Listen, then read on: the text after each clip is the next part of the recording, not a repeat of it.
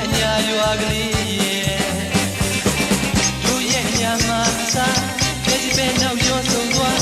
ယုံသားရင်မွေးမွေးလေးနဲ့ပင်ကြရင်နှွေးနှွေးလေးတို့ရောက်ခဲ့ရင်ပြုစုခြင်းနဲ့ညာရိုးရိုးသားသားညာလာပါ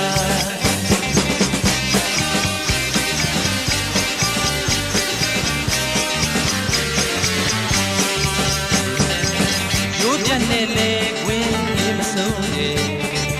ဒီကြီးလာမိုင်းငေးလွမ်းစရာအတွေ့ဝိအတိုင်းမှာရွာထိတ်ကထောင်းရေးွယ်ဂျုံဘူးမှတကယ်သိမယ်ရောက်ဘူးသူတိုင်းမပြန်ဘူးလို့ပြောတယ်လွမ်းစရာတွေ့စမ်း